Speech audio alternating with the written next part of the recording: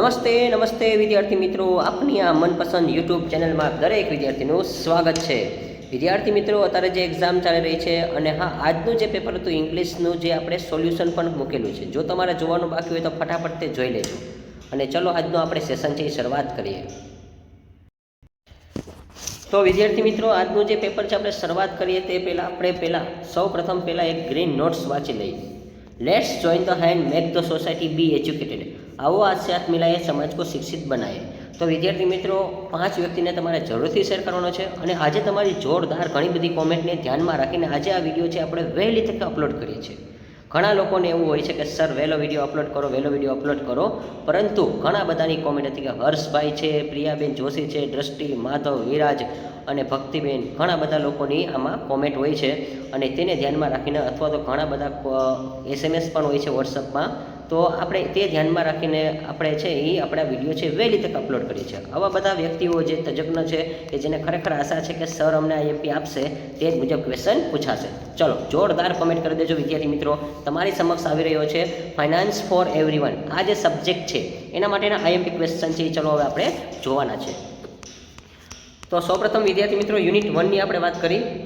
ચલો યુનિટ 1 છે, આપણે અહીંયા નામ નથી લખ્યું, ચલો ખાલી યુનિટ 1 લખેલું છે, ઉતાવળ છે તમને એટલા માટે. ચલો ત્યાર પછી અહીંયા આપણે યુનિટ 1ની વાત કરી વિદ્યાર્થી મિત્રો. તો આની અંદર જે છે એ તમને મોસ્ટ ઓફ નાણાકીયને લગતા એવા ક્વેશ્ચન પૂછાશે. અને ચેપ્ટરનું નામ જ છે ઇન્ટ્રોડક્શન ઓફ ફાઇનાન્સ. ચલો ત્યાર પછી આપણે એમાં વાત કરી ક્વેશ્ચન નંબર 1, નાણાકીય આયોજનનો અર્થ અને વ્યાખ્યા આપી નાણાકીય આયોજનની જરૂરિયાત જણાવો. કે give the meaning and definition of financial planning and state the requirement of the financial planning.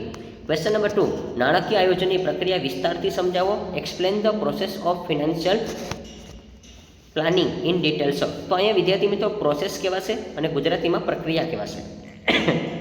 તો સ્ટુડન્ટ્સ, હવે ગુજરાતીમાં લોકો જે છે એને ખાસ કહી દઉં છું, અહીંયા પ્રક્રિયા કે વિધિ કે તબક્કા કે આ બધું એક જ થશે. ખાસ યાદ રાખજો, તમને આટલી ખબર પડવી જોઈએ. અને અહીંયા જે કાંઈ તમને આપશે બધું ડિટેલ્સમાં જ આપશું, એટલે જેથી કરીને આપણા કોઈ પણ સ્ટુડન્ટને કાંઈ પ્રશ્ન ન પડે. અને આપણે જે અંગ્રેજી ગ્રામરનો જે આપણે ટૂંકમાં તમારો જે પેપર હતું એ મૂકેલું હતું, કાલ સાંજે આપણે મૂકેલું હતું, એમાં ઘણી બધી કોમેન્ટ આવી ગઈ છે. અને સાથે સાથે આપણે નહોતું ધાર્યું એટલી લાઇકની ટાર્ગેટ તમે કમ્પ્લીટ કરેલો છે. તો તમારા માટે પણ આપણે જોરદાર આજનું પ્લાનિંગ ગોઠવેલું છે અને જે તમને સુપર ડુપર કરી દેવામાં આવશે. તમે લાસ્ટ સુધી જોજો વિદ્યાર્થી મિત્રો, વિડીયોમાં તમને ખૂબ જોરદાર મજા આવી જશે. એ ટ્રીક તમે આપવાનો છો. ત્યાર પછી અંદાજપત્ર વિવિધ સ્વરૂપો જણાવો. તો વિદ્યાર્થી મિત્રો, અહીંયા અંદાજપત્ર છે એ તમારા માટે મોસ્ટ ઇમ્પોર્ટન્ટ ક્વેશ્ચન બની રહેશે. ત્યાર પછી ક્વેશ્ચન નંબર 4, વ્યક્તિગત અને કૌટુંબિક બજેટની ટૂંક નોંધ સમજાવો. Give the short note on the personal family બજેટો. ત્યાર પછી આપણે નેક્સ્ટ એના પછી વાત કરી ક્વેશ્ચન નંબર 5, નાણાકીય આયોજનનો અર્થ આપી તેનું મહત્વ અને જરૂરિયાત ટૂંકમાં સમજાવો. ડિફાઇન એટલે કે ડેફિનેશન કે તો ભલે, અને define and explain the importance of the financial planning. તો વિદ્યાર્થી મિત્રો, આ તમારા માટે ખૂબ ઇમ્પોર્ટન્ટ ક્વેશ્ચન છે. જરૂરિયાત ઓલરેડી આપણે પહેલા ક્વેશ્ચનમાં હતું એટલે અહીંયા નથી લીધું, અને ખરેખર રિક્વાયરમેન્ટ આવે છે પરંતુ એ પહેલા ક્વેશ્ચનમાં આવે છે એટલા માટે. તો તમારા માટે 5મો ક્વેશ્ચન છે ઇમ્પોર્ટન્ટ છે. અને ઇમ્પોર્ટન્સનું ખાસ બીજું નામ યાદ રાખજો ભાઈ, એને એડવાન્ટેજ કહેવાશે. ખાસ યાદ રાખજો, આવા સેકન્ડ નેમ તમને અંગ્રેજીમાં ખબર પડવી જોઈએ. સ્ટુડન્ટ્સ, આ તમારા માટે શીખવા જેવું છે કે ઇમ્પોર્ટન્સ એટલે એડવાન્ટેજ થશે અને B ફોર બેનિફિટ થશે. આ 3 સમાનાર્થી મિનિંગ છે, ખાસ યાદ રાખજો. અને હા, આને ગુજરાતીમાં શું કહેવાય છે તમે કોમેન્ટમાં કહેજો વિદ્યાર્થી મિત્રો. જો તમને ન ખબર હોય તો મને જરૂરથી કહેજો, હું તમને ચોક્કસ રિપ્લાય આપીશ કોમેન્ટનો. ચલો, મહત્વને કોને ગુજરાતીમાં બીજા કયા નામથી કહેવાય છે? તમારે ખાસ 2 નામ છે, તો ટોટલ 3 નામ થશે. પહેલું નામ મહત્વ છે, બીજું છે અને ત્રીજું છે. તો તમારે 3 નામ છે એ કોમેન્ટમાં ખાસ જણાવવાનું છે. ચલો, તો અહીંયા ત્યાર પછી આપણે યુનિટ 2ની વાત કરી. હવે અહીંયા જે બેન્કિંગને લગતું ચેપ્ટર છે એની અંદર પાર્ટ 1 છે બેન્કિંગ જે સર્વિસ છે એમાં. હવે અહીંયા ક્વેશ્ચન નંબર 1ની વાત કરીએ આપણે કે વ્યાપારી બેંક અને ના બિન પ્રણાલીગત કાર્ય સમજાવો. Explain the non systematical function of the commercial bank. હવે વિદ્યાર્થી મિત્રો, આ ટાઈપના ક્વેશ્ચનમાં ખાસ વસ્તુ યાદ રાખજો કે આમાં તમે તમારી રીતે નહીં લખી શકો, કારણ કે આ બેન્કિંગ એટલે કે ફાઇનાન્સને લગતું સબ્જેક્ટ છે. હવે આમાં તમે તમારી રીતે લખશો તો કાંઈ નહીં આવડે, કારણ કે આમાં ખોટા આપણે જે ઓલા BA ઇકોમાં આપણે અઠિયા મારી દઈ એ આમાં અઠિયા નહીં ચાલે, પહેલાં કહી દઉં છું. ત્યાર પછી ક્વેશ્ચન નંબર 1, પછી ક્વેશ્ચન નંબર 2 બેંકની સ્થાપનાના પ્રકાર સમજાવો. જો ભાઈ આ ક્વેશ્ચન તમારા માટે ખૂબ ઇમ્પોર્ટન્ટ છે, ઇસ્ટાબ્લિશ ઓફ ધ બેંક. અને જો માની લો આ ક્વેશ્ચન તમને પૂછાય તો ઘણા બધા સ્ટુડન્ટને કન્ફ્યુઝ થશે. જો તમારી પાસે મટીરિયલ હોય તો કાંઈ વાંધો નહીં, વેલ એન્ડ ગુડ છે, એ જ પહેલાં યુઝ કરજો. જો મળી જાય તો, અને જો ન મળે તો ટેન્શન ન લેતા. ટેન્શન લેવાનું જ ન હોય, કારણ કે તમે એસટીસીના વિદ્યાર્થીઓ છો એટલા માટે. ક્વેશ્ચન નંબર 3 બેંકમાં ખાતાધારકની ઓળખના આધાર પુરાવા વિશે જણાવો. હવે વિદ્યાર્થી મિત્રો આ પણ ક્વેશ્ચન એવો છે, બહુ નાનો ક્વેશ્ચન છે ખરેખર. અને તમે જો આન્સર કીમાં જોશો તો ત્યાં થોડોક ડીપમાં પણ હોઈ શકે છે, પરંતુ એ તમારે થોડોક લંબાવવાનો હોય છે. પરંતુ બાકી આપણે જે બનાવેલો છે ને એ સાવ શોર્ટ ક્વેશ્ચન છે, કારણ કે આમાં આધાર પુરાવા જણાવો શબ્દ છે ભાઈ, અહીંયા સમજાવવાની વાત જ નથી કરી. તો પછી તમારે ખાલી જે આઈડેન્ટિફિકેશન પ્રૂફ હોય છે એ તમારે ડોક્યુમેન્ટનું લિસ્ટ દઈ દેવાનું છે, બીજું કાંઈ છે નહીં. તો વિદ્યાર્થી મિત્રો તમને એવું ટેન્શન હશે કે એક્ઝામ નજીક છે, નોટ્સ ક્યાંથી વાંચવી કાંઈ સમજાતું નથી, પણ ડોન્ટ વરી, બીકોમ સ્ટુડન્ટ્સ માટે આપણે આવ્યા છીએ ટોપરસ પ્રીમિયમ પીડીએફ નોટ્સ. અને જે સિમ્પલ લેંગ્વેજ છે, 100% એક્ઝામ ઓરિએન્ટેડ છે, ક્વેશ્ચન વિથ આન્સર છે, સમ નહીં આવે આમાં, અમારે કાંઈ ટેન્શન ન લેતા. અને વિદ્યાર્થી મિત્રો આની આન્સર કી આપણે રેડી છે, તમારે જો પરચેસ કરવાની છે તો હું હમણાં કહી દઉં છું ક્યાંથી તમારે કરવાની છે. અને હા, આની આન્સર કી તમને મળી જશે ને વિદ્યાર્થી મિત્રો, એટલે હું તમને કહી દઉં છું, તમે માત્ર ને માત્ર 1.5 કલાકમાં રિવિઝન થઈ જશે. 30 મિનિટનો સ્લોટ કરવાનો છે, એક યુનિટ કરતાં 30 મિનિટ થશે, અને વાંચ્યા ભેગું યાદ રહી જશે. પીડીએફમાં એ રીતે બનાવ્યું છે, તો 30 મિનિટના તમે સ્લોટ કરશો ને આરામથી થઈ જશે. માની લો તમે 7:30 વાગે છે એક ચેપ્ટર છે એ પૂરું કરી નાખો છો, 7, 7:15 એટલે કે 8 વાગ્યાની વચ્ચે તમને જ્યારે ટાઈમ મળે છે ત્યારે. ત્યાર પછી આપણે બીજો સ્લોટ છે એ અંદાજે વિદ્યાર્થી મિત્રો ગેપ રાખી દઈ, 1.5 કલાકનો ગેપ રાખી દઈ અંદાજે. તો 8 વાગ્યાથી લઈને આપણે માની લો કે 9:30 સુધીનો ગેપ રાખી, 9:30 પાછા બેસી જશો સ્ટુડન્ટ્સ, એટલે બીજો સ્લોટ થઈ જશે. અને ત્યાર પછી ત્રીજો સ્લોટ છે એ આપણે 10:30 ગોઠવશું. આ રીતે તમે વાંચશો એટલે 11 વાગ્યા કે 11:15 સુધીમાં તમારું રિવિઝન કમ્પ્લીટ થઈ જશે.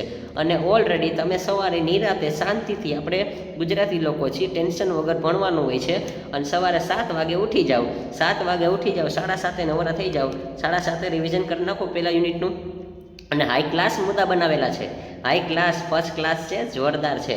7:30 તમે પૂરું કરી નાખો. વળી પાછું માની લો કે તમે 8:20 બેસી જાઓ, 20 મિનિટનો બ્રેક લઈ લો, વળી પાછું 9 વાગી જાય, 9 વાગી જાય એટલે તમે 9થી લઈને 9:30 બેસી જાઓ, આરામથી થઈ જશે. ને આપણે પછી 10 વાગે નિરાતે ત્યાં પેપર દેવાનું છે. આ રીતે તમે કરશો એટલે 2 વાર ડબલ રિવિઝન થઈ ગયું. તમને જે મટીરિયલ આપીશ એમાંથી જ એ ટાઈપના ક્વેશ્ચન પૂછાવાના છે, અને મુદ્દા આરામથી આવડી જશે.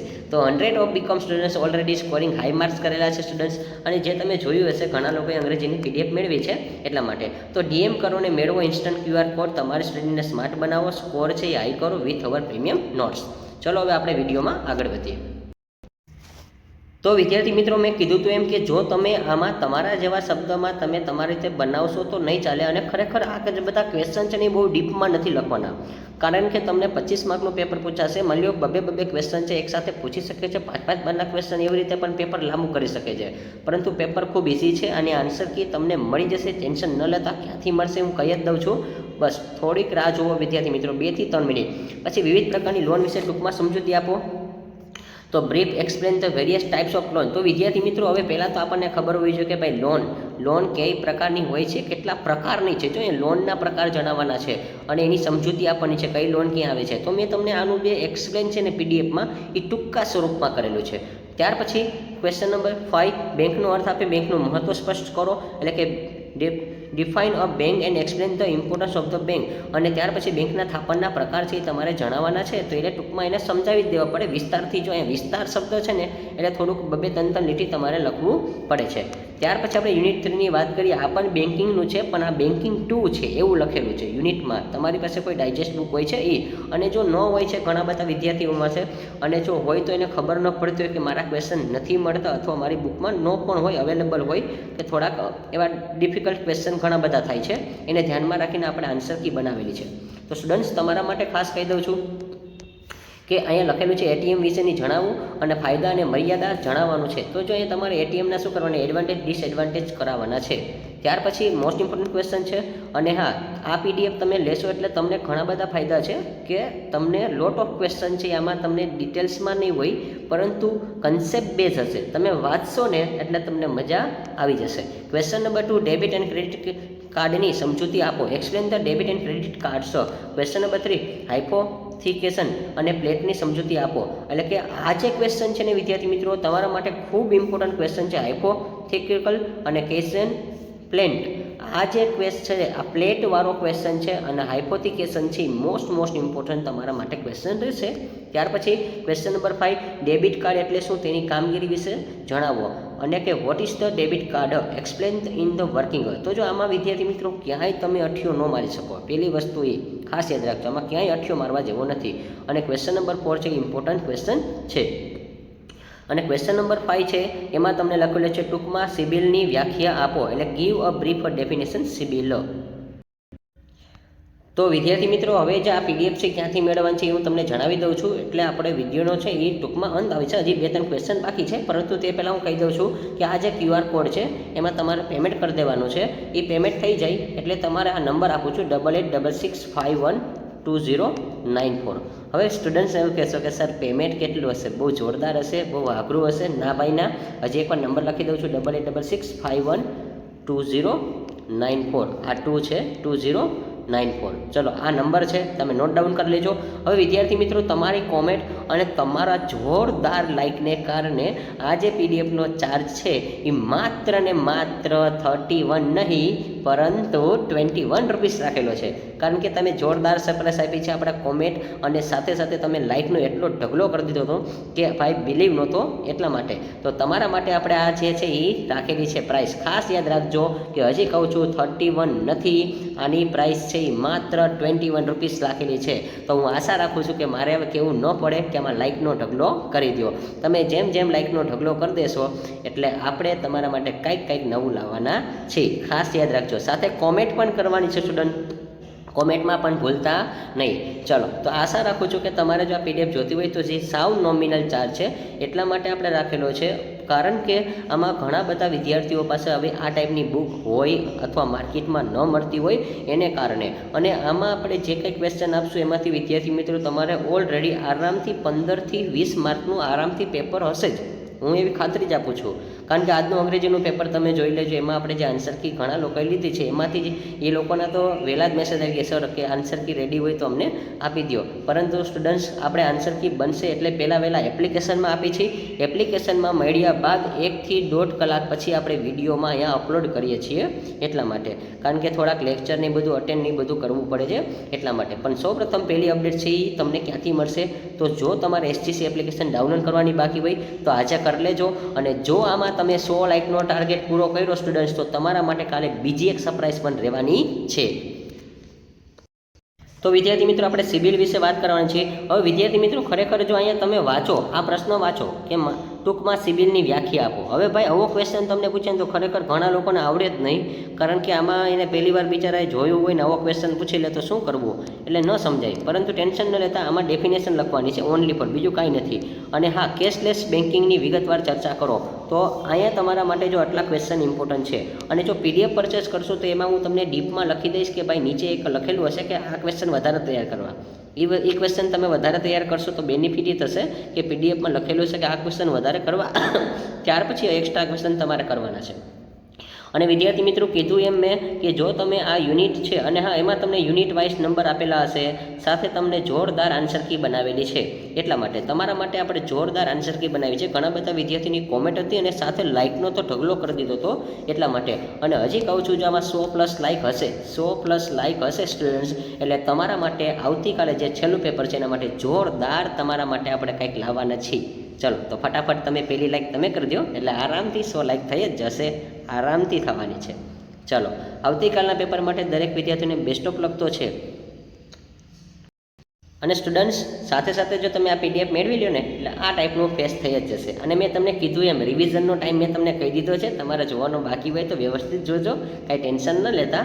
કારણ કે એસજીસીના સ્ટુડન્ટ છે કોઈ ટેન્શન લેતા નથી. અને હા, જોરદાર કોમેન્ટ કરવાની છે વિદ્યાર્થી મિત્રો. કોમેન્ટમાં ક્યાંય તમે ભૂલ ન કરતા, જોરદાર કોમેન્ટ કરી જ દેજો. અને જો તમને વિડીયો પસંદ આવે છે તો મેક્સિમમ લાઇક કરી દો, શેર કરી દો અને સાથે ફોલો પણ કરી દો એસજીસીને. Thank you for watching this video. Tata, bye bye, take care.